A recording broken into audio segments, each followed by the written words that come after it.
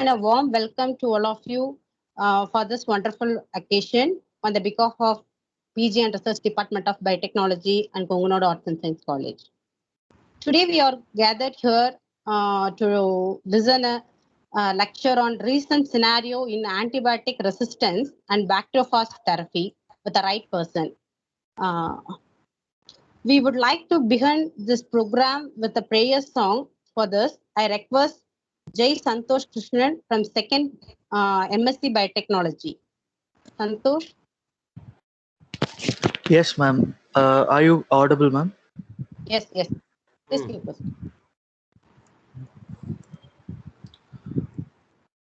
Om Jai Jagadish Hare Swami Jai Jagadish Hare Om Jai Jagadish Hare Swami Jai Jagadish Hare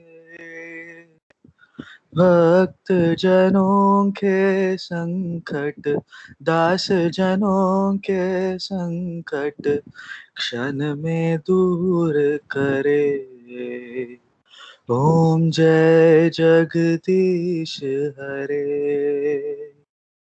ओम जय जगदीश हरे ओम जय Jagdish Hare.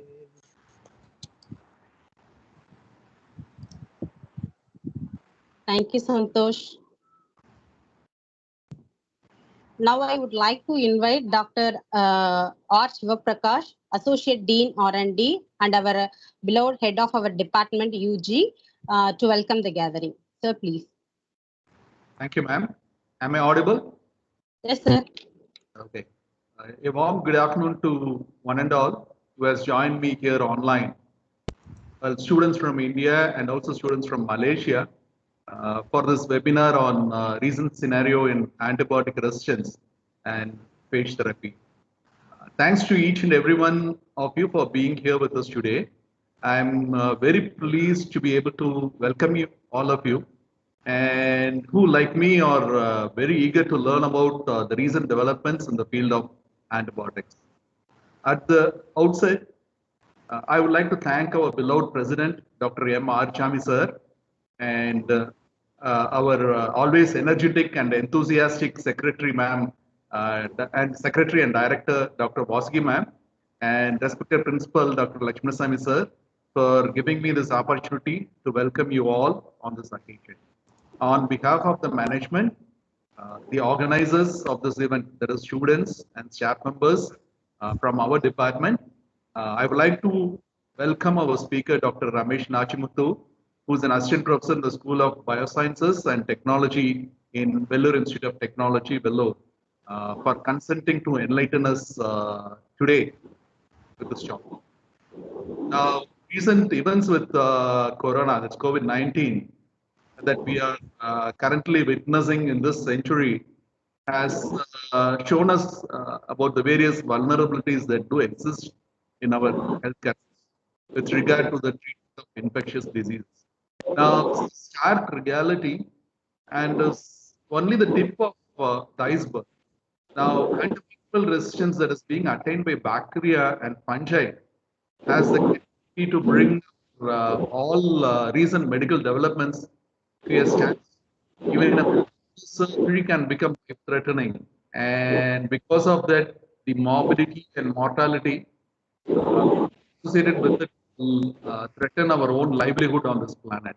Now, research efforts in this is very essential and is a need of our hour. In this regard, I'm really sure that today's session will be really be an eye-opener for all of us.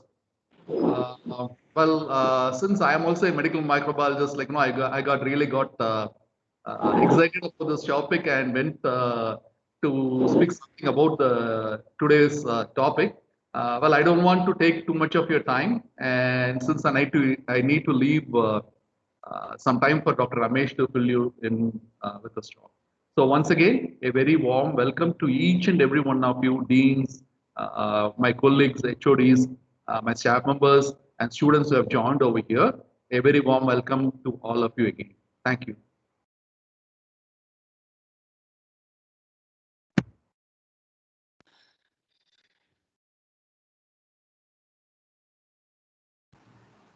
Anvarsi, you're muted. You're not audible, ma'am.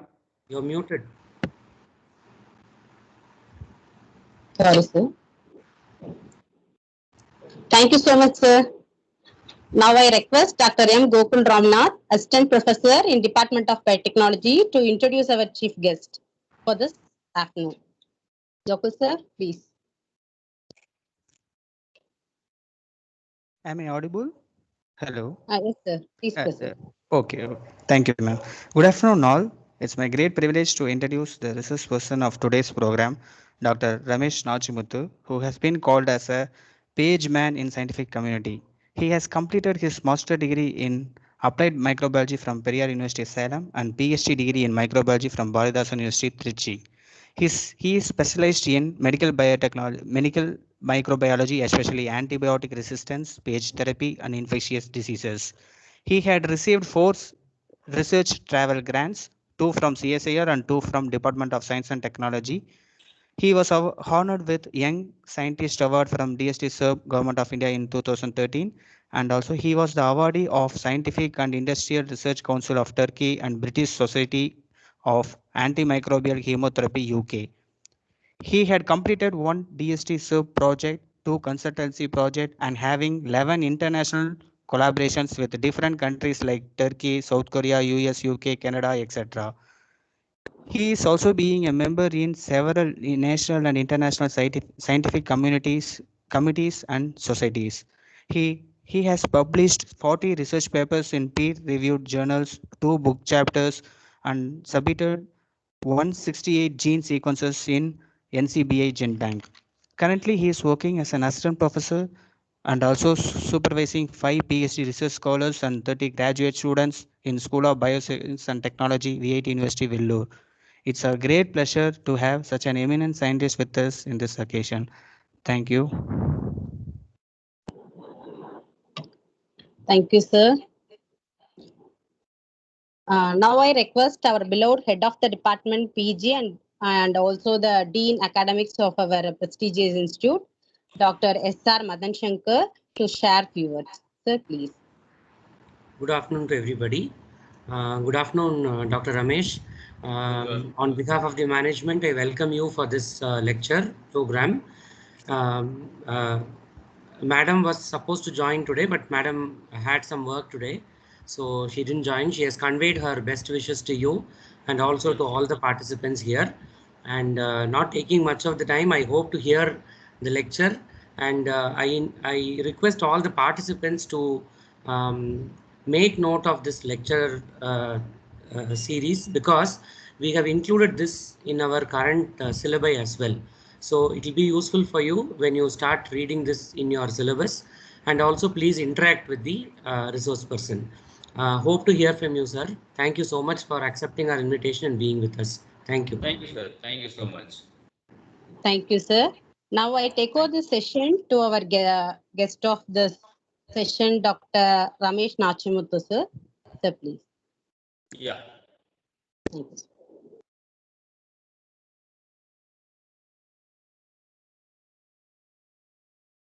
Are you able to see the page?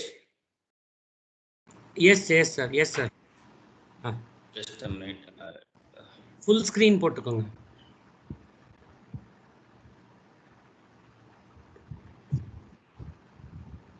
Is it changing one other? Yes, sir. But நீங்க the full view போட்டுருங்க. Yeah. Whether the page is changing or not, sir? It's not changing. It is there in the first slide itself.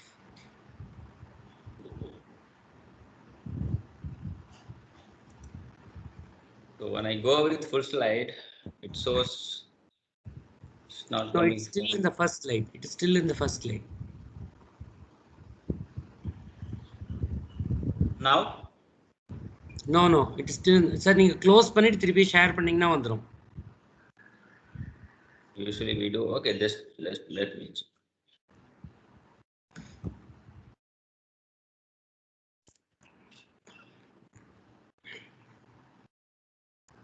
I hope it's fine now. Yes, sir. Yeah. But it's still there in the first slide only. Now? Yes. Now it's fine. It's moving. Yeah. Okay. Yeah. So, most respected President and Secretary and Director, Vasugi, ma'am, and then Principal, Dean and Directors, faculty organization of this program, and then the students, friends. So, very good afternoon to everyone. So, I hope everyone are safe at your home with your family. And I all request you all that kindly do your vaccine. Okay, since there are many vaccines available, but in India there are 3. So please choose anyone which is available. So don't believe always the person medias, but I'm not against to them, but there are these people only showing the negative side of the issues. So please don't panic to having vaccines. So we had a lot of vaccines in our childhood. Okay, so please do vaccinate. So this is related to the current situation of the pandemics.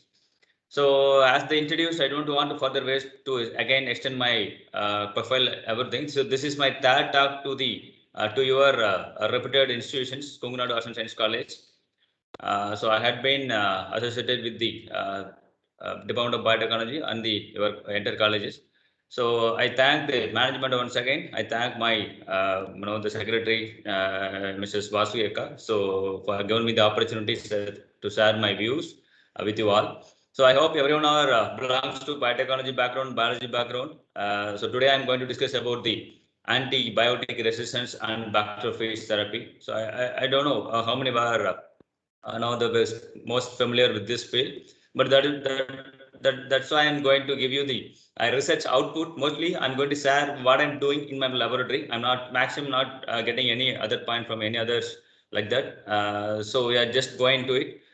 So AMR research in our lab, and then how phages are developed in our lab for treating bacterial infections. So our lab and the team behind the research, so contribution towards secondary bacterial infection in COVID patients. So our collaboration and acknowledgement. So when you see, I don't know, when I ask the question, what is the deadliest disease in the world? You all may answer, currently may mention that COVID. So COVID is not that much.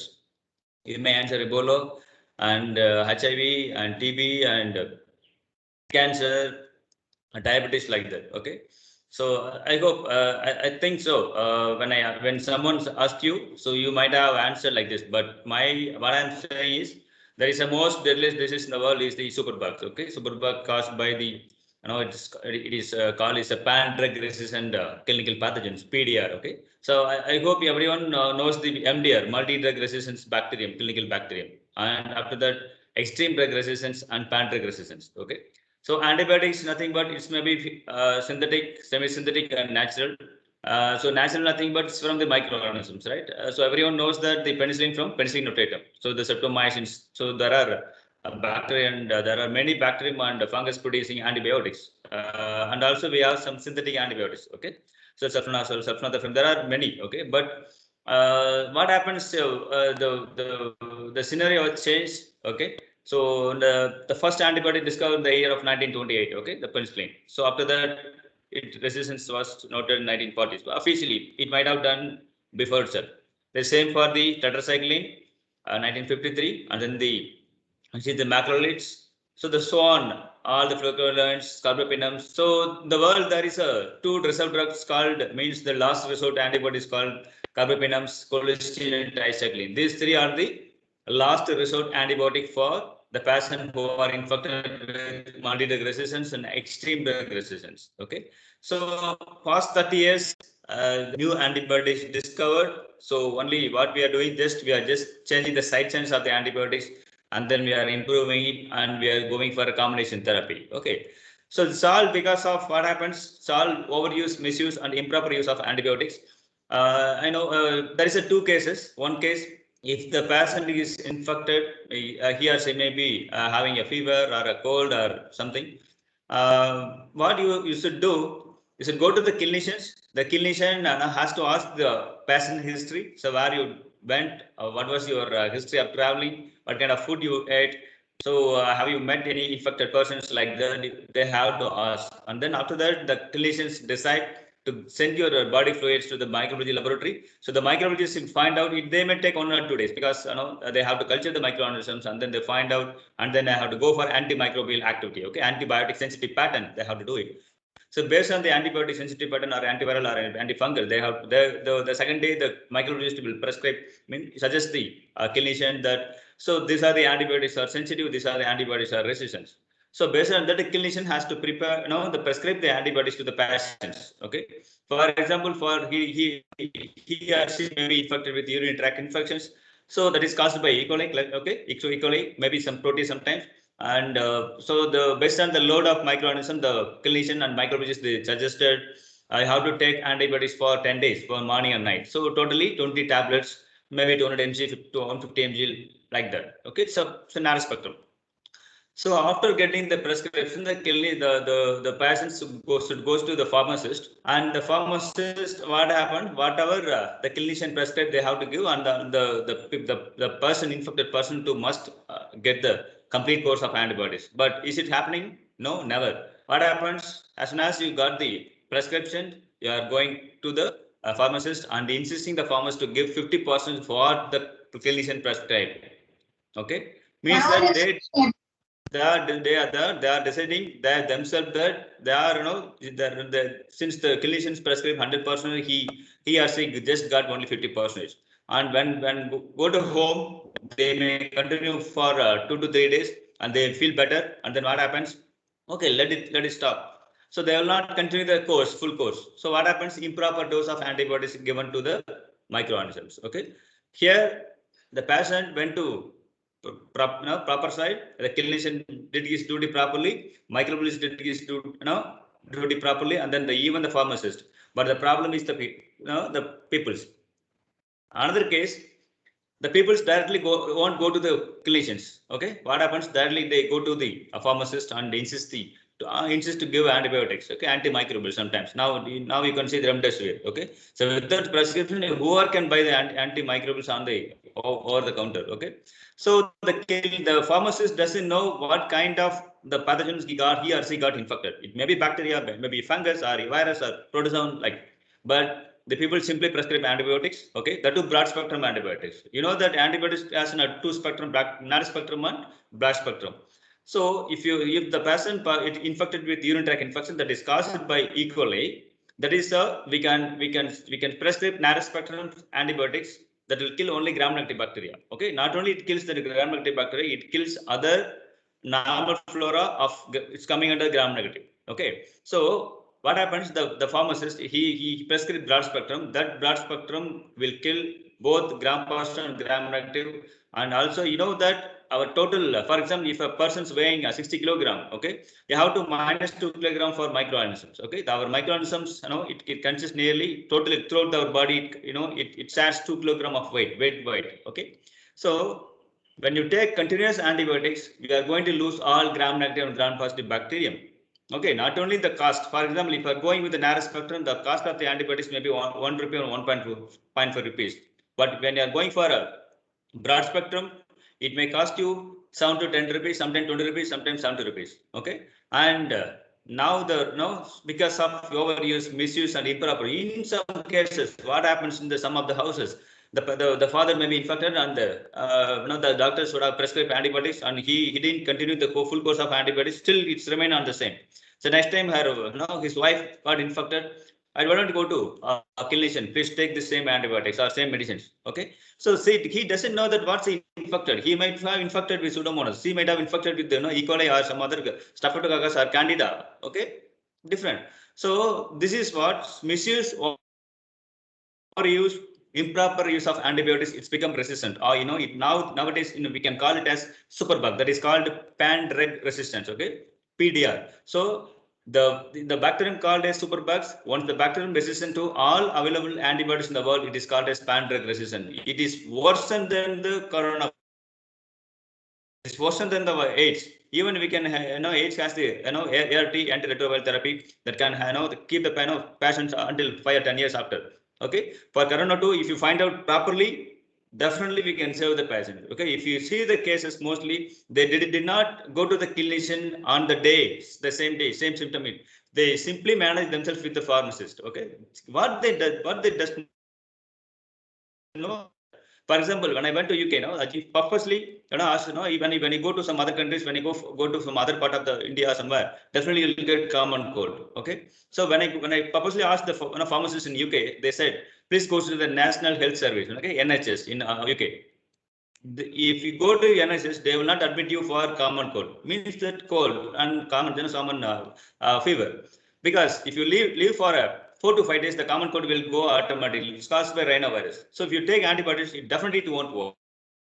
Okay, so this is the scenario currently happening in India. It's not only India, most developing countries. Okay, so all developed, they have some prescription. Without prescription, you can't get any medicines over the counter. Okay, so first stop to use of any medicines without the proper prescription. That is what the government of India now in the backside of the antibiotics, they put a red line. Okay, you should not take antibiotics without prescription from the clinicians. Okay, so there is no, based on this image, I'm saying that is, they don't have any new. So what is the objective of the research in AMR? Okay, see, work in guidance provided by the global regulatory bodies such as WHO and FDA. We aim to provide a solution to the infectious diseases. That is our prime job. So we strive towards the betterment of the mankind. So there is AMR gap. So one is for awareness. So through better infections with communities and the healthcare providers, surveillance is very important now. That is what we are doing, all the surveillance data, basic prevalence data. So throughout continuous collection of quality data and its analysis, and then through immunizations, nutrition, infections control practices, and then through the standard treatment guidelines, quality drugs and their rational use. Then through utilization of UHC resources and availability of field area. So these are the major objective of the AMR work. You can see the drug resistant infections mortality. Okay, so worldwide, definitely there will be 7 lakhs deaths will be happening because of this PDI.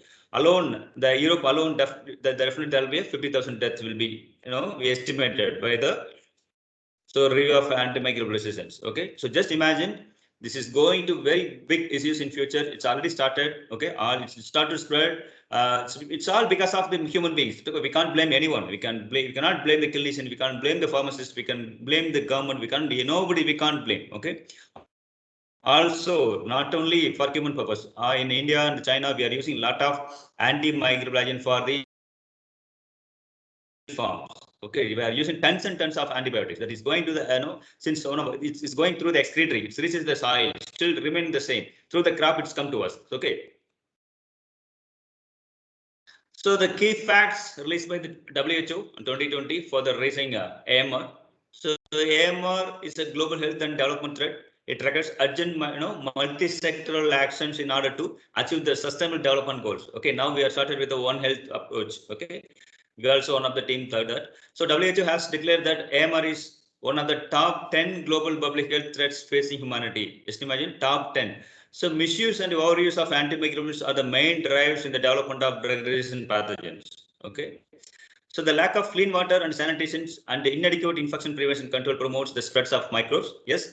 Now the people's learn that ancient peoples, when they go out, they used to have wash their hand and everything, and they come to the home. But now it's not, never. Directly go to home, wherever you go, just what happens, the door knobs and everywhere, whichever you are accessing it. For example, when you go for a taxi and then train or a bus, common transport systems. Okay, just imagine per day how many people are sick and not only on this condition I'm saying. Just imagine 1 year, 2 years before. Okay, when you share a taxi, when you share an auto, when you share a buses, when you share a flight, when you share a train. It's a common people. Okay, they we can't say that everyone does know the hygiene conditions. Okay, simply they use to cough barely. Okay, use your elbow and craft everything. Okay, because at least use the kerchief. Okay, don't cough always barely. Okay, you are going to see trillions of microorganisms through the air. Okay, that may be inhaled. That is what the problem is happening now. Okay. So when you use the common system, you should please take a bath. That is a very well, those who are going office regularly are accessing the common people, common things. Try to have a bath and then you enter. Okay, maintain your personal hygiene. You can avoid 80 to 90% of the infections. Okay, So because of the poor hygienic, we are getting a lot of things. So then the cost of AMR to the economy is significant. In addition to death and disability, prolonged illness result in longer hospital stays. Okay, the need for more expensive medicines and financial challenges for those impacted. You all know that very well know that the nosocomial infection. Okay, it's a hospital infections. Before go to the hospital, okay, we may have 1 or 2 infections, but maybe the E. coli and Klebsiella. So when you admitted with ICU or some in a bed, definitely you will get a hospital-acquired infections. Okay, so the infection prevention control, there should be whichever the clinician, whichever the clinic and then a big hospital, the IPC infection prevention control must be properly maintained, or else definitely the patients will get a secondary infections. Okay, so that without effective antimicrobials, the success of modern medicine in treating infections, including during major surgery and cancer chemotherapy, would be at increased risk. So without having antibiotics in your hand, you can't touch the clinician cannot touch the seizure. Okay, so, they cannot do injections. They cannot transfer organ, can't transfer it. Okay, if any accident, okay, what happens if he got infected with pedia? How will you save the patient? You can't open it. If you just open the body, definitely it won't recover it because there will be an infection with the pedia. So there is no new antibiotics. Okay, that is what we should be very careful. You can see the graph here. So the state of antibiotic resistance in gram-negative bacterium from 1992 to 2014. Okay, there is a data. We can see the top layer, the protease, Klebsiella. So first you can see the Klebsiella and protease. Okay, and also the Enterobacter. These 4 as a top layer. Okay, this is the Enterobacter. If you see the other gram-negative, you can see the Pseudomonas and the Acinetobacter. So this is the most significant pathogens. For example, if you take 100 clinical samples of any clinical type, definitely you'll be getting this clinical pathogens. Okay, so the rate of increasing resistance to different group of antibodies from 11 to 13. So you can see. So 2017 is a green bar, 2011 is the blue bar. The antibiotics here. So meropenem, imipenem is the last resource antibiotics, and other antibiotics. These are the frontline antibiotics, and even the third is the cephalosporins. Okay, we can call it support taxine. If the patient got infected, and then if you find out the patient the is resistant to third generation cephalosporin, it should be resistant to all available the cephalosporin group. We can't save the patient. We can go with the other carbapenem because the cost and then side effect. Okay, so continuous increase in consumptions. Okay, so India does not have any system that monitors the consumption of antibiotic. It was found that among the world countries, India stands first antibiotic consumption without any proper prescriptions. Even though the National Action Plan by the Government of India announced that the people should not take the antibiotics over the counter. Okay, the government announced, but the people, no response from the people. How the government always now run behind the people?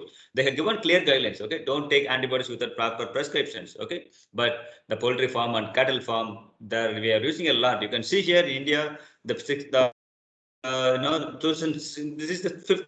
But now it's 20. The bar might have increased still. Okay, so as you can see, other countries in China, Turkey, Brazil, Vietnam, Pakistan, Egypt, Indonesia, Algeria, Russia. Even I went to Indonesia 2 years back. Okay, there is we have seen the pattern of prescription. Okay, still they are maintaining the last resort antibiotics. Okay, so now we are get used to take all last resort. Okay, so it's a very problematic. You should be very careful. You can see this. The image it shows. So this is now. Deaths will be occurred as I mentioned earlier. So 7 lakh deaths throughout the globe. So the rate of carbapenem resistance. Since why I am focusing the carbapenem, it's a last resource antibiotic. Carbapenem, colistin, ticycline. These 3 are the last. We focus only on finding out this whether the prevalence. What is the percentage of the prevalence? Okay. So you can see the carbapenem resistant Pseudomonas aeruginosa is very high, and the MDR non-fermenters are highly prevalent in Asian countries. You can see. And then the Asia is estimated to face the highest mortality rate by 2015. Okay. So in a surveillance study in the Asia Pacific region, 29.8% of Pseudomonas aeruginosa and 70%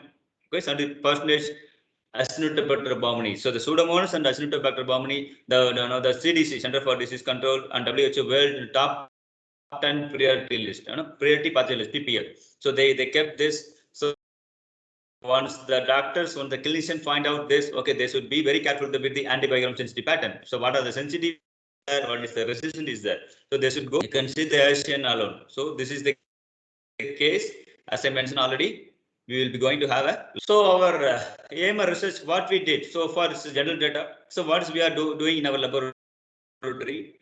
So the clinical isolates in my laboratory, I'm having more than 2,000 clinical pathogens. So 1,500 gram negative and 500 gram positive collection from Tamil Nadu and Mizoram. Okay. So we used to we have a collaboration between this kind of diagnostic laboratory and collecting the isolates and samples and identifying it. So this is the process what we do. So first we used to collect clinical samples and isolates. So resistance screening, okay. So resistance screening, we used to go for with both the phenotypic and genotypic antibiotic sensitivity pattern, and then MH determination, and then we'll go for a genotypic screening. So genotypic screening is a resistant gene screening. Okay, resistant gene screening, nothing but resistant genes. I'll show you the list of resistant genes. How many we are screening with our clinical pathogens, and then plasmid profiling, whether the main objective of the plasmid profiling is whether resistance is transferred through the plasmids or not. Okay, and then mobile genetic elements. Mobile genetic elements, nothing but we are trying to find out integrants. Okay, there is integrants 1, 2, 3. So we are finding out whether the integrants, mostly the resistant genes will be will be there with integrants 1 and 2. Okay, so we find out that there are some resistant genes. Even the last resource resistant genes are with the mobile genetic elements integrants. Okay, means that it can easily transfer to other bacteria. Okay, conjugation through the conjugation. I hope you all know that conjugation, how the conjugation happens. Okay, and then the space therapy. So this is, I'll explain you later. So last we, as I mentioned, cephalosporin resistance, we are finding it from the Enterobacteriaceae, carbapenem resistance, colicin resistance,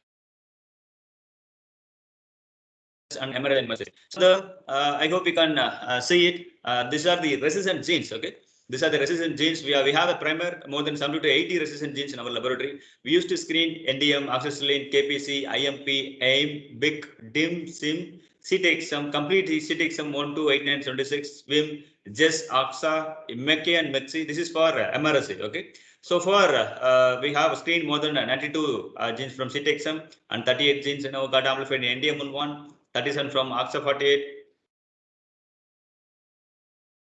DM1, 5 from JES, MECA 69, and we do 16S for our isolate, which we brought from any other part of the Tamil Nadu, means that many other part of India. We used to identify the bacterium, what is the genus and species, and then we go for a further identification, and then we go for an integrant sequence. As I mentioned, whether the resistance is a mobile, the gene is present in a mobile genetic elements. Okay. So the prevalence of ESBL, so in 2015, I just reported that. So the antibiotic susceptibility patterns showed 92% of the isolates were resistant to beta-lactam antibiotics.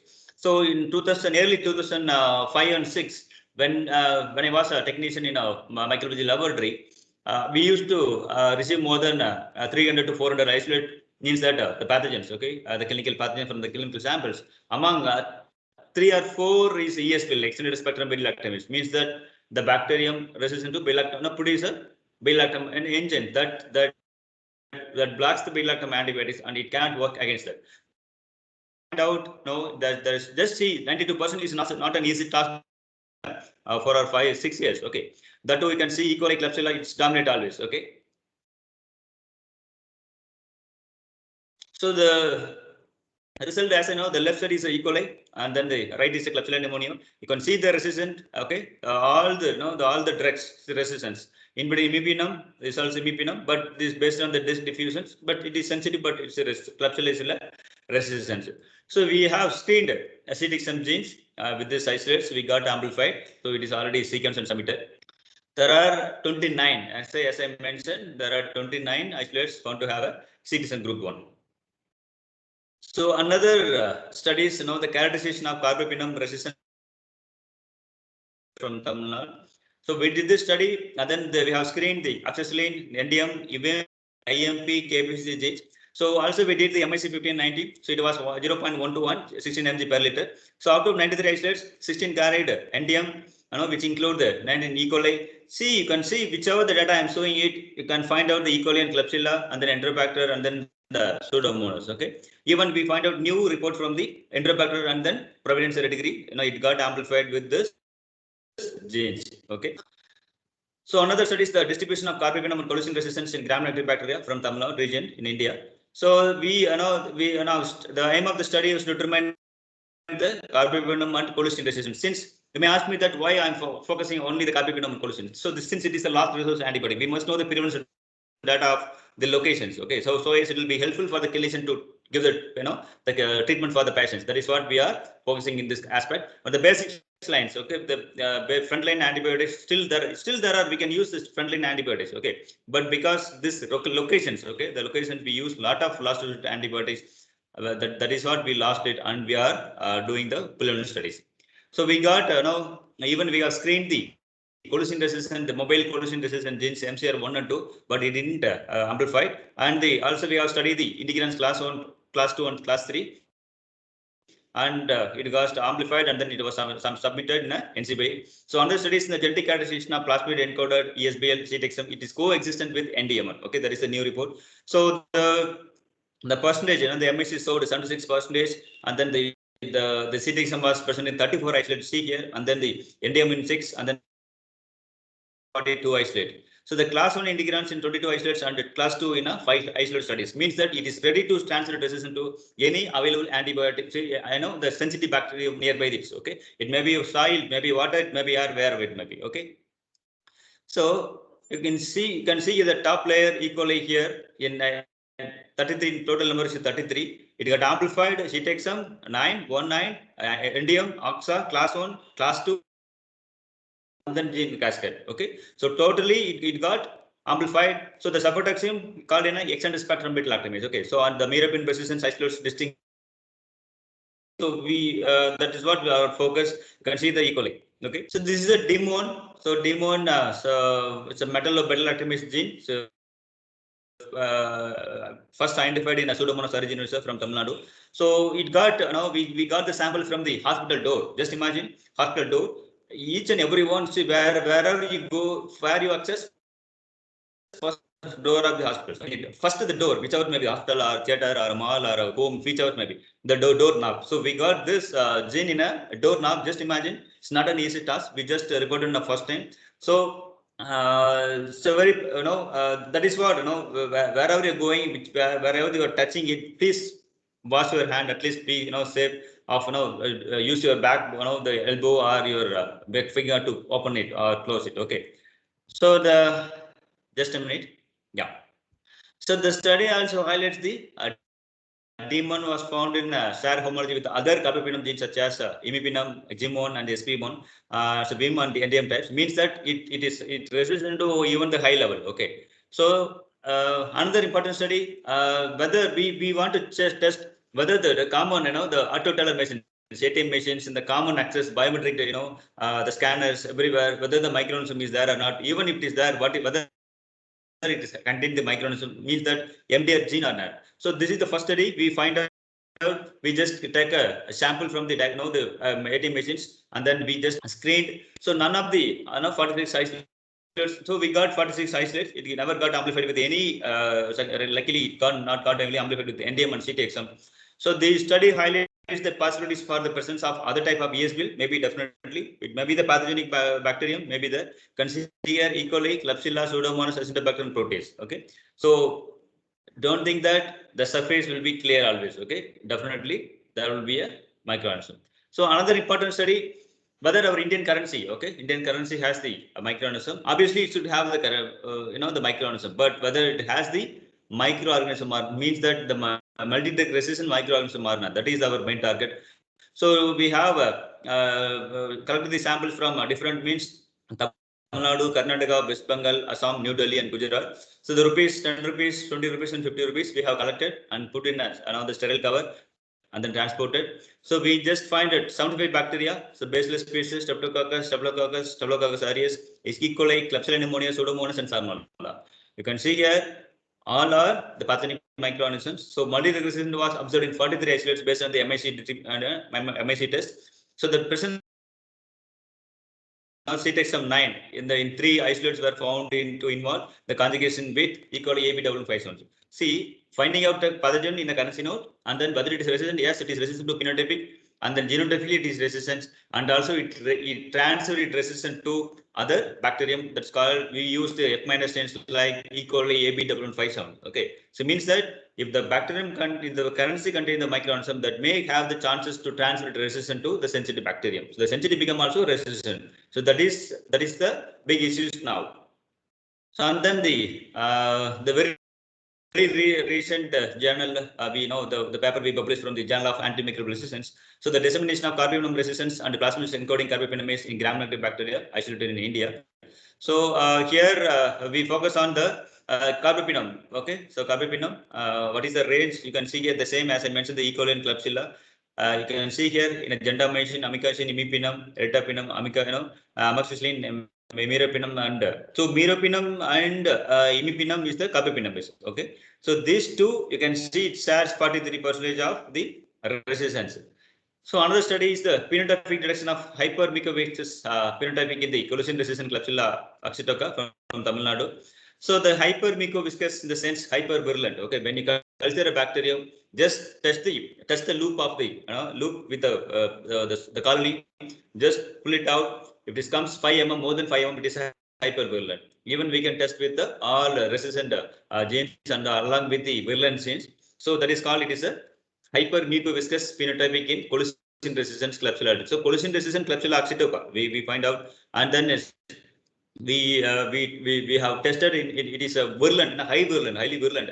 So managing with the AMR is a difficulty. Along with the virulent is too difficult. That is what our aim and objective. We find out.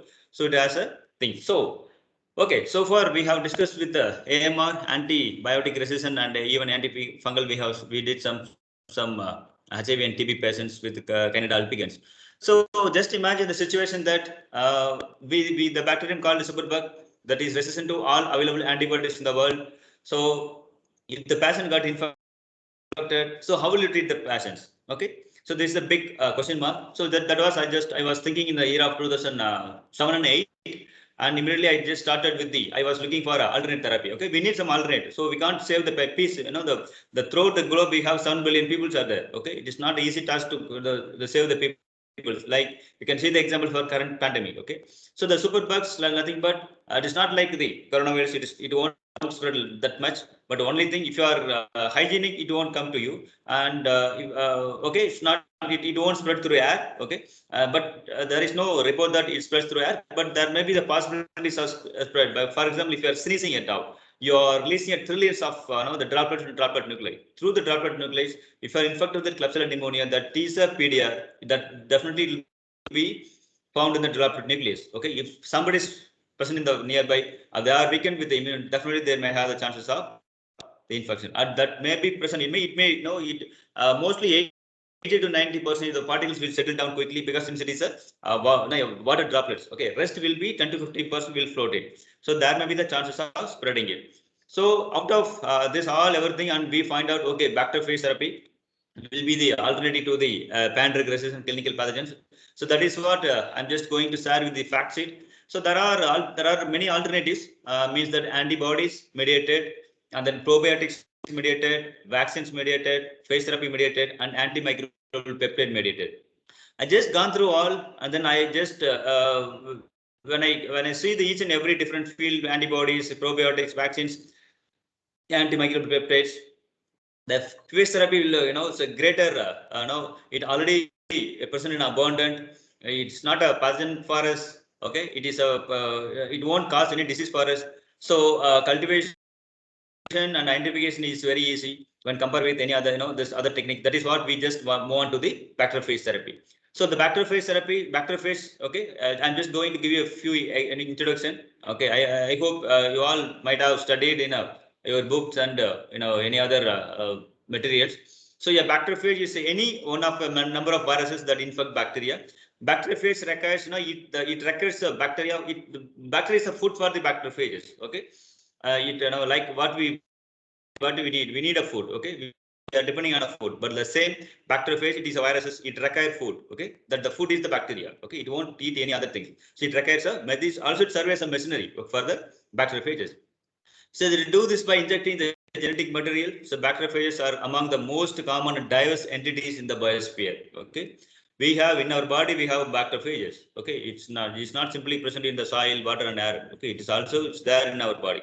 So phages are widely distributed in locations populated by bacterial host. Okay, you can see here single bacterium is surrounded by all blue are the bacteriophages. Okay, so it has been estimated that there are more than 100 different phages species and at least 10 phages for each bacterium. The ICTV placed the tailed bacteriophages under the order of the cadaverales. So within this order, there are 3 families: the Myoviridae with the long contracted tails, the Cypaviridae with the long non-contracted tails, and finally the Podoviridae with the short stub tails and striking lack of features. Okay, you can see here. So the face characteristics. So the genome size of the face vary enormously from a few thousand base pair to the 499 kilobase in a page genome. Okay. So the bacteriophage particles are virion, consist of a single or double stranded DNA and RNA. So the tail morphology is long, flexible tails. I'll show you here. The size between 45 and 100 nanometer. Yeah, you can see here the morphology of. Okay, this is the cadaverales family used for the, since it is a lytic bacteriophages, that can be used as a phage therapy. That is why we are focusing the cadaverales. In the cadaverales, the subfamily is the Cypaviridae, Myoviridae, and Podoviridae. The first you can see the Cypaviridae and Myoviridae, and this is the Podoviridae. So these 3 we are using for the therapeutic purposes. As you all know, the lytic cycle. Okay, the life cycle of the bacteriophages. One is the lytic cycle and lysogenic cycle. So lytic cycle, you know that the phage DNA, it sit on the bacteria and inject the genome and integrate with the and integrate with the bacterial and synthesis the new phages. Okay, new phages, and then it will burst out the bacteria and comes out. So this is the technology we need. We need a bacteriophages that burst out the bacteria and then comes out. So this is the bacteria won't do any harm to our human being. Okay, and then this the bacteria will finally die. And here lysogenic cycle. If you choose the bacteriophage with the lysogeny, definitely it can't be used. Okay, it is integrated with the bacterial genome, and it's further on replicate it, and there won't be any lytic happened. Okay. But if you are choosing lytic bacteriophages, that will be useful for the bacteriophage therapy. Okay. So the bacteriophages are much more specific than antibiotics. So why we are choosing bacteriophages? So if you are chosen, if you are, for example, if a patient got infected, the doctors, for example, it's a completely properly diagnosed. The clinician diagnosed properly, and he, from the microbiologist, he got the result. He got infected with E. coli. Okay, this is this 10 to the power of 6 per ml got infected. So he prescribed the narrow spectrum. Even though he prescribed the narrow spectrum, if it is, for example, Cipro. So what happens? You just not only kill the E. coli. Just always note down, if you take antibiotics from the narrow spectrum antibiotics, it not only kills the particular antibiotic, particular bacterium, it also kills other genuses of gram negative. Okay, even if you prescribe for a gram positive, that will kill all other gram positive. If you prescribe broad spectrum, it kill both gram positive and gram negative. Okay, it kills the pathogens along with the normal flora. So normal flora played a major role with the human bodies. Okay, based on the normal flora, our gut, the microbe, the load of the microorganism, the gut flora, that played a major role for our body's development, body's immunity. There are a lot of studies happening. Even we did a lot of studies with the gut flora, metagenome of gut flora, with the mother and child overlap, whether the bacterium is traveling to the mother to child or child to mother, like that. We did before and after delivery. So there is, it's played a major role. So what happens when you consume antibiotics, keep on for 15 days or 20 days, what happens? You will be losing all the normal flora which is present in your gut. So gut flora is very important. So don't disturb. If you are disturbing the gut flora, you will be definitely prone to get another the secondary infections. Okay, like the HIV and TB patients. So here the bacteriophages. For example, if you are finding out the bacteriophages for E. coli, that will kill only the E. coli. Even it will not kill other strains of E. coli. That is beautiful with the bacteriophages. Okay. So have a high therapeutic index. So in the West, no therapies are currently authorized for use on humans. Although phages for killing food bacteria like Listeria monocytogenes, okay, are now in use. So why phage therapy? So antibiotic resistance, since we lost all available antibiotics, we don't have any other options. Therefore, we need to go for an alternate. So main reason is use of over past, not we can say that now the 30 years. So the resistance phenomenon represents not only an important healthcare issues, but also an economic problem. Penicillin fails to completely eradicate streptococci in up to 33% of the patients. Infections caused by Streptomyces agalactiae in pregnant women cannot be treated with antibiotics because they increase the risk of abortions. Okay. So these are the papers we published in Frontiers Microbiology, BMC Microbiology. You can see here in front is the therapeutic characterization and the efficacy of bacteriophages cocktails infecting E. coli, Klebsiella, and Enterobacter. Okay. And other studies in BMC microbiology, the therapeutic potential of bacteriophages targeting gram-negative bacteria using Galeria, Mallarella, and infection model. Okay. So in class 1, so the isolation of characterization of and in vivo efficacy of E. coli phage, so that was published differently. And another articles published in the scientific Nature scientific reports to improve the localization conditions for long-term storage of bacteriophages. So that is what our main objective. We have covered, we did, and we published already, and some of with the patent. So bacteriophage isolation. So where can we isolate the bacteriophages? We can isolate the bacteriophage with the sewage water, okay, and then the soil, sewage water, and then any water sources. Okay, you can collect the waters, and this is the double agar overlay method of plaque formation. You can see here. So this is the host bacterium. You may imagine with the E. coli, and this is the bacteriophages. Okay, this is inhibiting and killing it. Okay, you can see the this may be the 12 years, 12 days, so 12 hours old plate. You can see the plaque formation. You can even count it. So there are some bacteriophages was characterized already in our laboratory. This is the completely characterized, means that whole genome, until we did with whole genome sequencing. Okay. So that first we have to do with the TEM analysis, transmission electron microscope. We have the facility. We did, and finally we find out the 131 PSK belongs to Myoviridae, and then 3226 PSK belongs to Cypoviridae, and then the 140 PSK belongs to Myoviridae, and 220 PSK belongs to Podoviridae. And then the genome size, the 18,000 base pair, here 22,000 base pair, and then 40,000 base pair, and 38,000 base pair.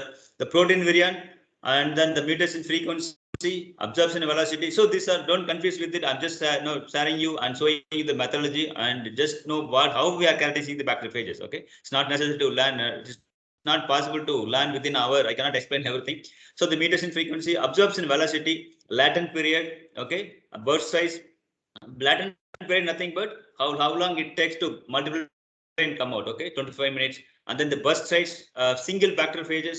Once the single bacteriophages enter the bacterium, after the period, it comes out 130 bacteriophages. So here the Cypoviridae, the Klebsiella phages, it releases 145 bacteriophages. Single bacteriophage become 145. Here single bacterium become 150, and here 175. Okay, so another E. coli. So you can see the PS, it can resist until 4 to 11, mostly 4 to 11 in 5.5 to 11 and 4 to 9. So this is enough for the phase therapy treatment for a human being. The temperature, highest, the 55 degree, 50 degree, 50 degree, and 45 degree. Okay, so these characteristics is very important for the bacteriophage characterization. Okay, so life cycles, the absorption and one-step growth curve, nothing but. So how long once introduce the bacteriophage to the human body, how long it takes? Okay, how long it takes to observe the bacteria?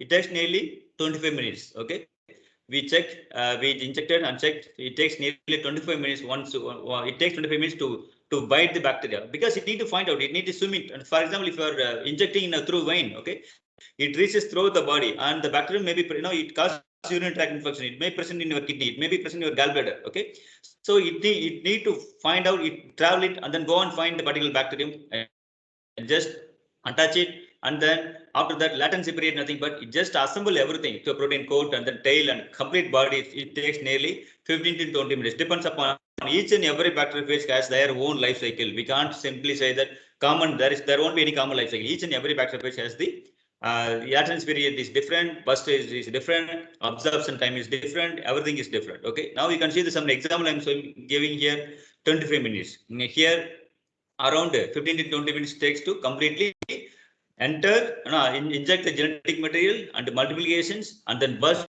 and come out. Okay, so this is the life cycle. So I hope you are seeing the transmission electron microscopy of our own bacteriophages. So this is the Excelsior bacteriophage. It belongs to Cypoviridae. You can see the long contact tail, and then the head. There is no tail, and the Klebsiella phage belongs to Podoviridae, and then Enterobacter Myoviridae, short contact tail. You can see here. So you can see the scale 100 nanometer, 200 nanometer, and then 200 nanometer. So we didn't stop our study with the phenotypic. We also extended our study with the purification of bacteriophages, and also we extended to whole genome sequencing of completely the bacteriophages. So we just this is our the right side is showing now for me, for you it's left side. The E. coli phage, my PSK 1131 is our own bacteriophages, and this is HLA-phage VB EcoP SU10 is it's done by others, so it is completely matched with our phages. Okay, the genome sequence similarity of E. coli phage and E. coli SU10.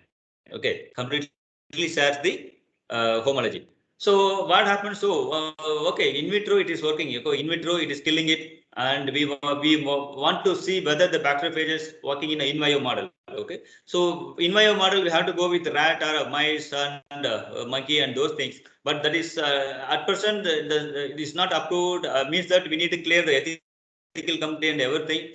And that is what we just chosen the Galleria melanella. Okay, Galleria melanella is an infection model. It's a worm. Okay, worm we used here. So we need to we just procure the this worm from the Karnataka Agricultural University. So there is a professor. He given this worm, and we made it in our laboratory. And then we we have to inject this the bacteriophages. Okay, the suspension of bacteria. First we need to check whether the phages kills the worm or not. Okay, that is what happens. This is the, you can see here the cream white colored worm, so a fully active worm, and this is the dead worm. Black is the dead worm.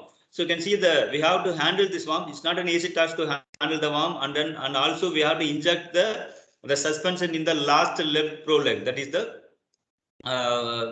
is the procedure. We have to inject it. So you can see here through the needle that the bacteria first we have to infect the worm with the bacteria, the clinical pathogen. It's a PD pan-drug resistant clinical pathogen, and then the 0th hour we have to introduce the bacteriophages. Okay, we injected with the last left prolog. The total concentration of the things would be 20 microliter plus 20 microliter. Initially 20 microliter of the bacterial suspension. After that, immediately we will inject the 20 microliter of the bacteriophages. So we have divided into single dose and multi dose. Single dose nothing but we just got given only the only one time injection of our bacteriophages. Okay, you can see here the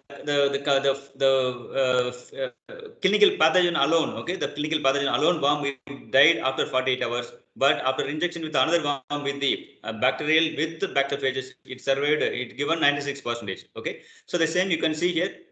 Another, I'm just giving you the phage cocktail. Okay, so here this was only we infected the worm with a single bacteria, and also, for example, some of the patients may infected with multi-infections, multi-bacteria, E. coli, Klebsiella, Pseudomonas, Proteus, like that. So how to manage those kind of infection situations? That is what we tried with the cocktail of phages. Okay.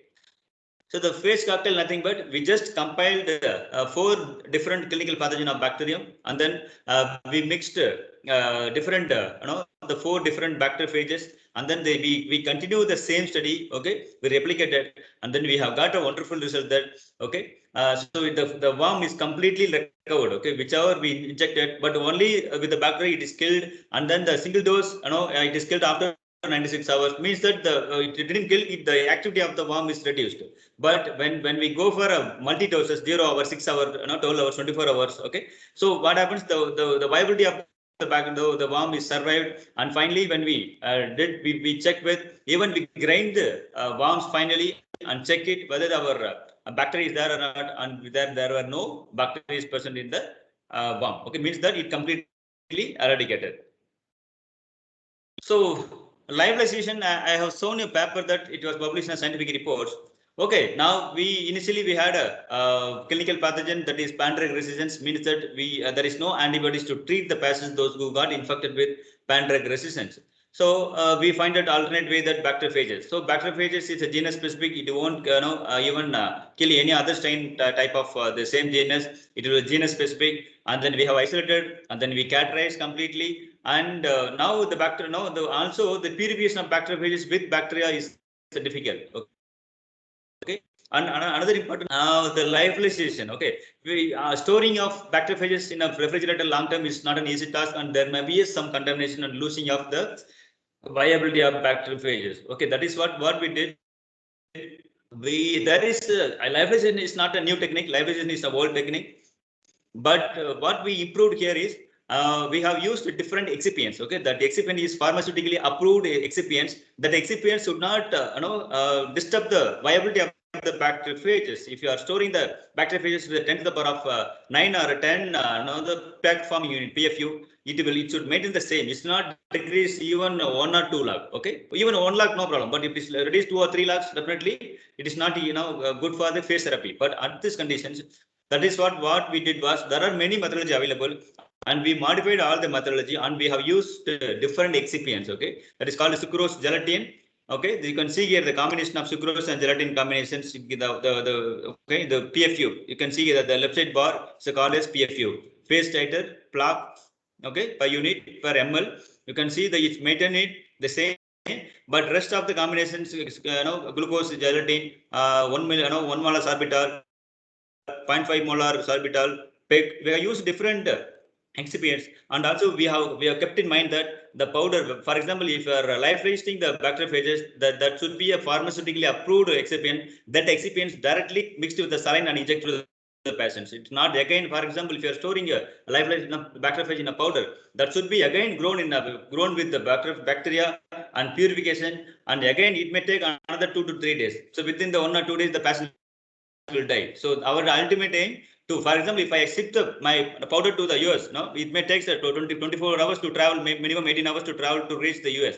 As soon as it reaches, immediately they can mix with the saline and directly inject to the patients, and the patient can be recovered immediately. That is what our target, and we patented, and it is under publication in Indian patent. Okay, so that is different from our study. And then phase therapy for secondary bacterial infections in COVID. So we published a review in the last year, August 15, 2020, and then 26 June 2020, the secondary bacterial infections in patients with viral pneumonia and another secondary bacterial infections during pulmonary viral disease, phage therapeutics as alternative to antibiotics. We put a question mark because we recommended that. So the patient who had infected with the COVID along with the PDR or with the clinical pathogens, please suggest and refer for the bacteriophage therapy, because 40 to 50% of the antibiotics prescribed for the prophylactics, okay, means that they may overuse, and it may go to the excretory, and the natural, the water and sewage may contain the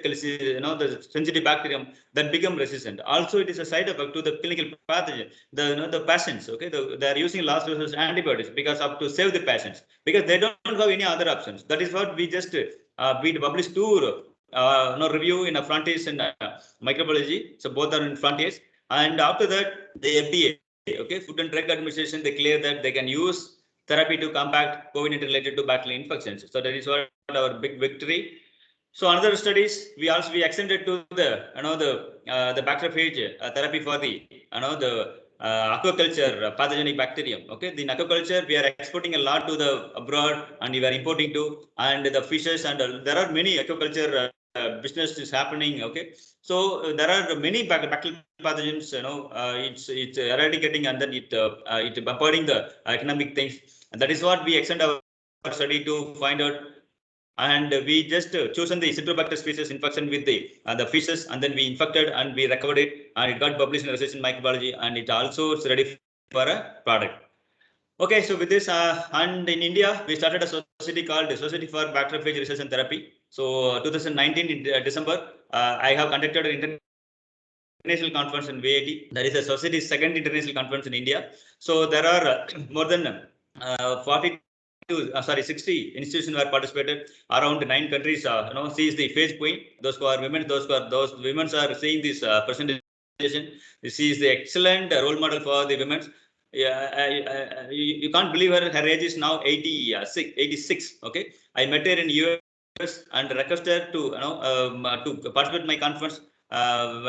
She immediately say yes, and she never, see within actually it happened within I just went to August, September. Okay, within a 4 month, she is very much interested and participated at our conference. Okay, and the campaign. So the researchers doing research is not an easy. This not an necessary, and also it's being with the publication, it is not an up to the public reach. Okay, so what we designed was, in India we have a society called Indian Initiative for Management of Antibiotic Resistance. I'm serving as a national coordinator, and I have planned, that was my dream was to conduct an awareness campaign throughout India. Okay, when I was doing my PhD, I have conducted the campaign within the Tiruchirappalli region itself. But I thought that I just promised myself I should have conducted this program throughout India like that. And it was happened in 2017 when I was, then coordinator of this IMR.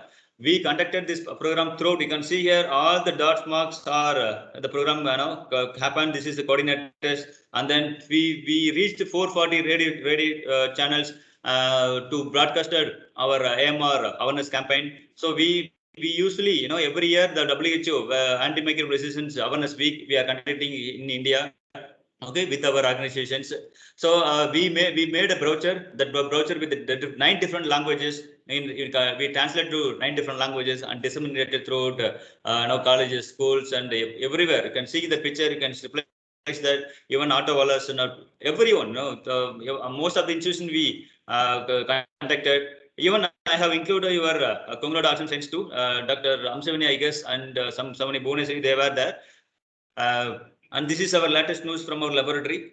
So our my interview were published in the Times of India throughout India. Last April 23rd, it was published.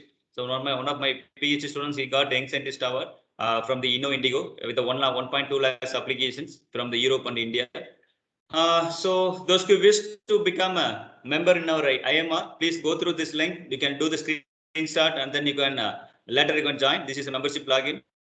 Okay, it's a free membership. You can be a and this is, as I mentioned, the red line. Okay, this is the logo for Save Antibiotics.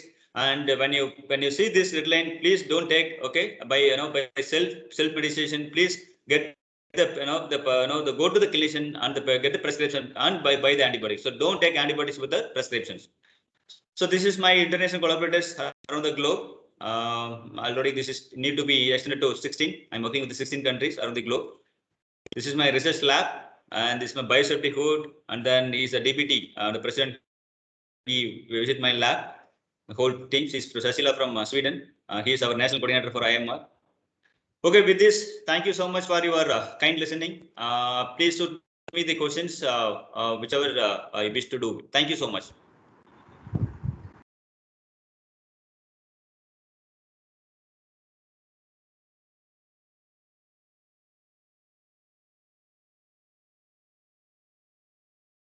I think you are in mute. Sorry, sir. Thank you, sir, for your.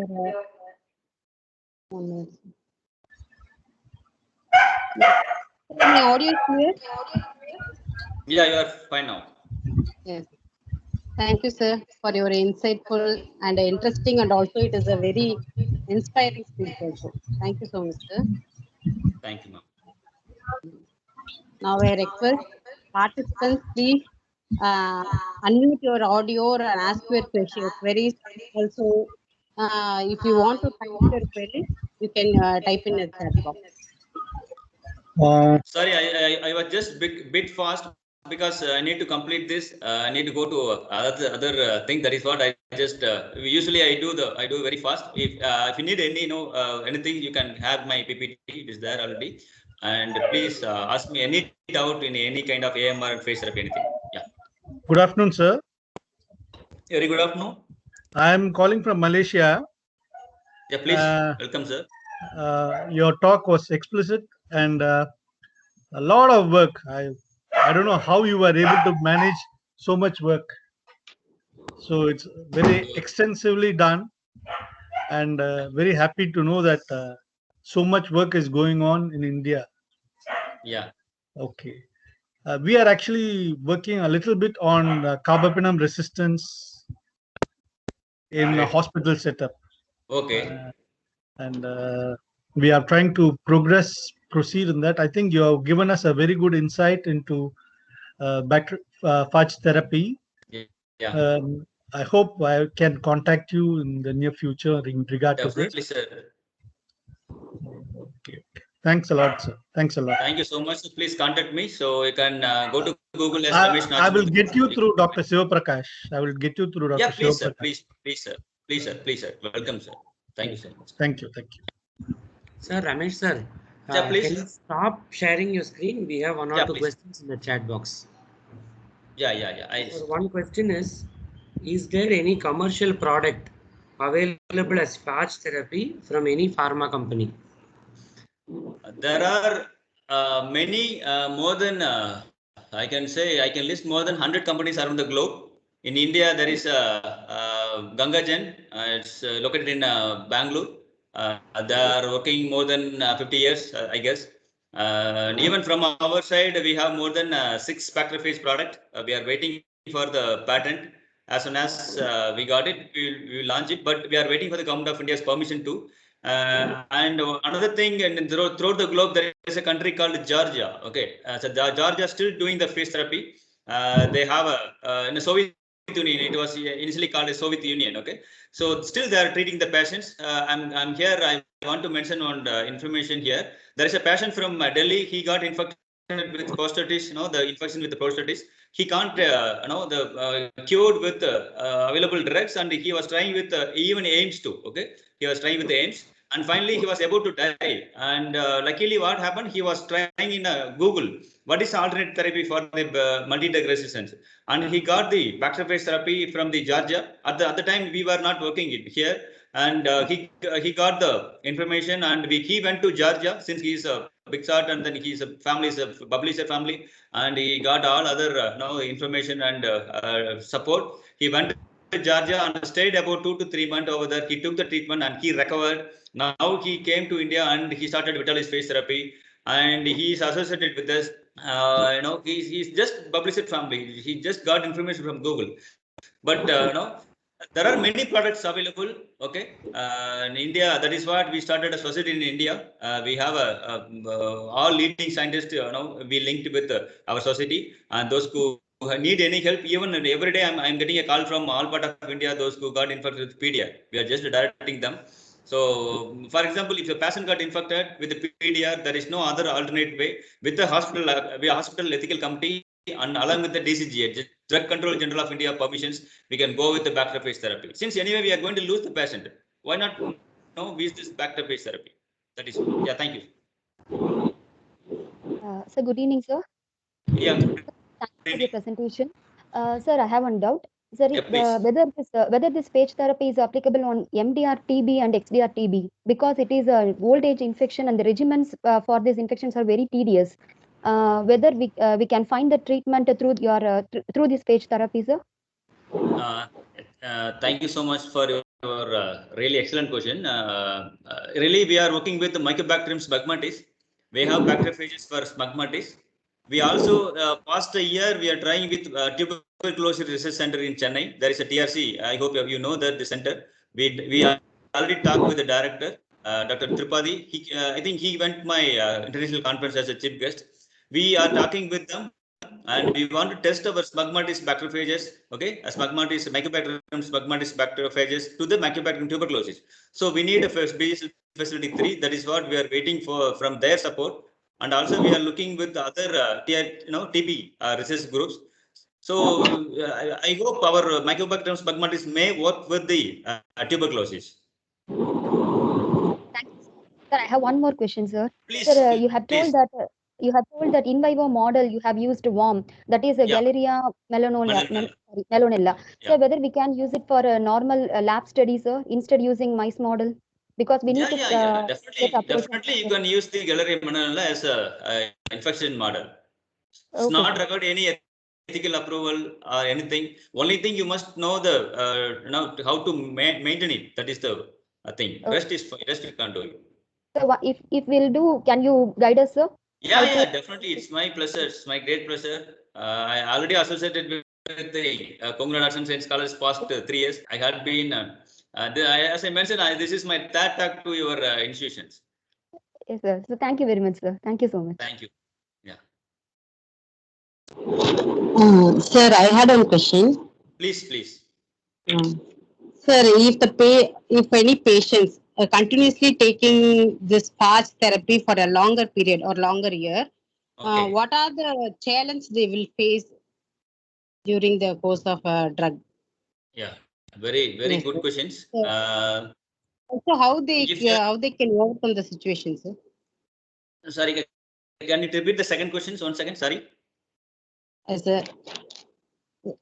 how they could overcome the problems when they're taking this gene therapy, bacteriophage therapy for the longer period.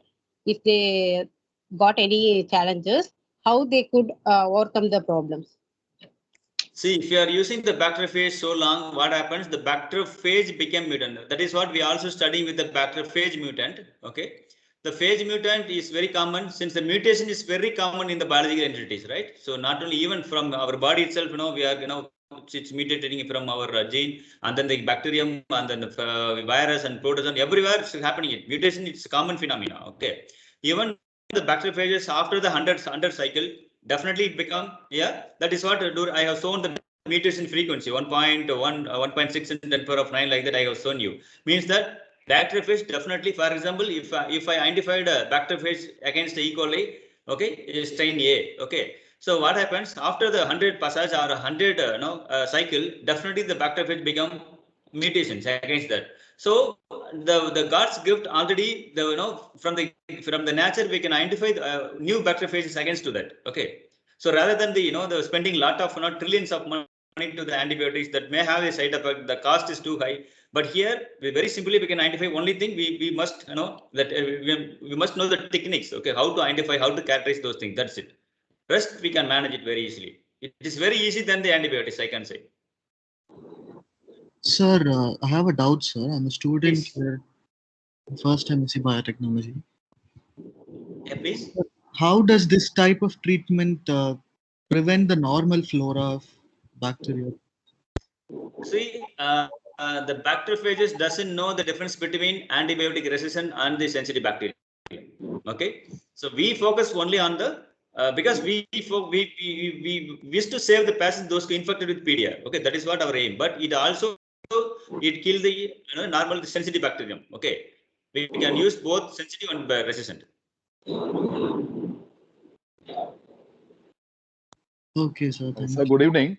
Yeah. This is Dr. Sir, there is Sivaprakash. one question from a student. What will be the mode of administration of drug for phage therapy, sir? So the bacteriophages can be, for example, if it is a wound, okay, if somebody met an accident and scratch the surface, we can go for a topical applicant to spray the bacteriophages. And if it is a bacteremia, okay, septicemia, we can inject it through the intravenous, okay, even intravenous, intravenous is the best way to introduce the bacteriophages.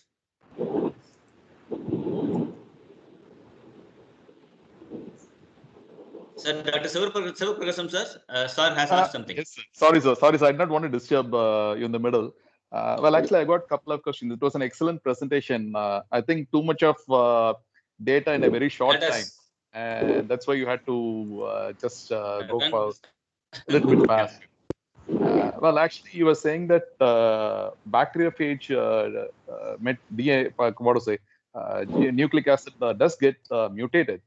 So over the due course of time, as we use them for a long time, what are the chances of the phage DNA getting integrated into the host cell?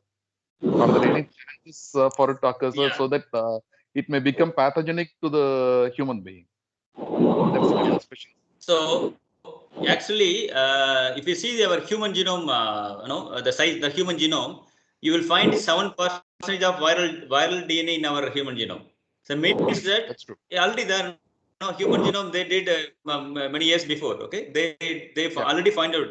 We haven't even started our phage therapy yet, and only few we can count the patients throughout the globe.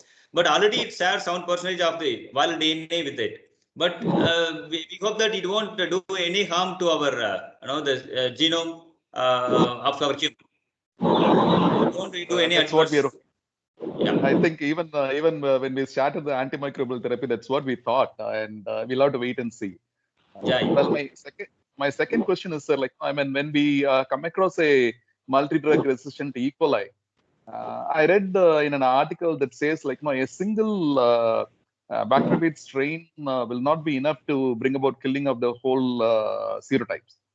So in this scenario, are we supposed to use a cocktail of bacteriophages for a single E. coli strain alone? Yeah, definitely. We should go with the cocktail. For example, that is what, sir. For example, if a patient got infected, we have to go for a culture. In the culture, we will find out how many different type of E. coli. For example, if it is 3 different type of E. coli is there.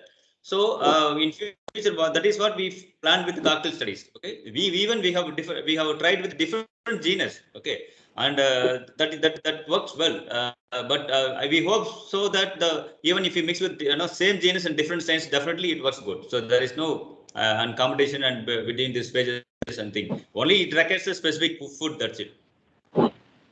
Thank you, sir. Yeah. Any questions? Anita. Sir, there is one more question. There is one more question in the chat box. What would be the cost of this therapy compared with normal treatment? So when compared with for example, if you are using a last resort antibiotics, colistin, okay, it cost depends vary on throughout India. It may cost 2.5 thousand to 3,000 rupees per injection. Means that per day we need to inject 2 to 3 times. So per day itself we need to spend 10 to 15,000 for antibiotics. Okay, for last resort I'm saying it is the least. Maybe 1 rupee, 15 rupees like that it costs. But bacteriophage therapy, definitely it won't exceed more than 500 or 1,000 rupees. Even we can bring together now down because if everyone starts through the globe, still it comes very cheaper. The production cost, purification cost is higher, and the rest is no problem. It's a very simple and cheap. Okay. Sir, I have one question. Now, Please, when sir. you are going to make topical pharges, now when you make a topical preparation, you need to make them into a gel, or you need to make them into something using some binders. Now, won't these binders affect the viability of the phage? So what kind of binders do we use? Yes, obviously we should check this. That is what we always we should go with the pharmaceutical approved binders or nanoparticles, anything. Okay, it should be approved by the pharmaceutical aspect because already the standard, standardized. So so we can go with that. But it's not necessary to mix with any other things. We can we can even have it with the saline too. Just spray it. Sir, there's one more question from Dr. Shobha. I think she's our English head of the department. Okay. She's asking, is phage therapy available for Klebsiella upper respiratory tract infection? Yes, it is available even with our laboratory too. We have bacteriophages for for E. coli, Klebsiella, Enterobacter, E. coli, Pseudomonas, Staphylococcus, Streptococcus, Mycobacterium phlegmatis too. So it is available. Let's just check. There's some questions in the chat box again.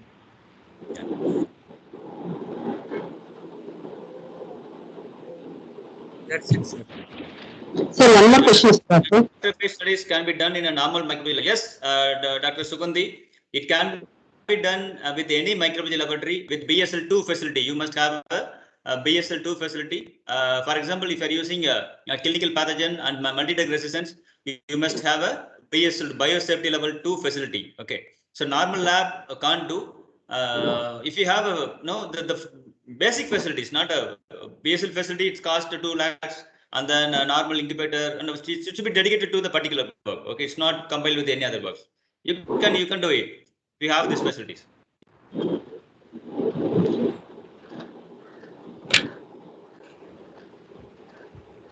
Thank you, sir. Thank you for answering all the questions. Anbarsi, you can proceed, Anbarsi. Yes, sure, sir. Thank you, sir, once again for gracing this occasion with your insightful presentation. Also for sharing your experience on phage-mediated gene therapy for drug-resistant bacterial infections. Thank you so much, sir. Hopefully, it will be helpful for our students and research scholars to focus more on the antibiotic resistant drug making research, sir. Also, it helps for our students to further continue their research on phage-mediated one. Thank you so much, sir. Thank you, ma'am. Thank you so much. Thank you so much for everyone. I thank here the whole management and then the faculty and staff from the Department of Biotechnology and then students, friends, and the other participants from other part of the India. Thank you all. Thank you so much for your great opportunity. Thank you once again. If you need any help related to the phase therapy and AMR work, just posted my lab link here. You can go through my link. There, my profile, CV, and contact WhatsApp number, mail ID, everything is there in my chat box. Please go to the site and you can mail me at any help. Okay, I'm ready to help to the Kongu Nadu Arts and Science College at any cost. Thank you. Thank you so much, sir. Now I request Dr. B. Vishnu Priya, Assistant Professor in Department of Biotechnology, to propose vote. Thank you, ma'am. Very good evening to all. Myself, Dr. B. Vishnu Priya. It is my great privilege to propose a vote of thanks in this special occasion. On behalf of Biotechnology Department and Kongu Nadu Arts and Science College, I would like to thank our speaker, Dr. Ramesh Nachimuthu sir, Assistant Professor, Young Scientist DST sir, Joint Coordinator IIMAR VIT Vellore, for enlightening us with your research experience and on phage therapy. Thank you, sir. It gave deep insights into the topic and revealed more interesting facts on it. Thank you so much, sir. I take this opportunity to thank our Honorable President, Dr. M. Archami sir, and Dr. C.A. Vasiki ma'am, Director and Secretary of Kongu Nadu Arts and Science College, for their intense support and encouragement rendered throughout our endeavors. Thank you, ma'am and sir. I would like to thank our principal, Dr. M. Lakshmanaswamy sir, for his constant support in all our endeavors. Thank you, sir. I extend my hearty thanks to Dr. S.R. Madan Shankar sir, Dean Academics, HOD, PG, Department of Biotechnology, and Dr. R. Sivaprakash sir, Associate Dean, R&D, HOD, UG, Biotech Department, and also the organizers of this today event for their moral support and guidance in all our endeavors. Thank you, sirs. I also extend my hearty thanks to all our faculty members and all the participants of this of today's participation. Thank you, sir. Thank you, all of you. Thank you, sir. Thank you so much. Thank you. Thank you so much, sir. Thank you. Thank you, Dr. Ramesh. We'll be in touch. Thank you. Thank you, sir. Thank you so much. Sir. Sure, sure.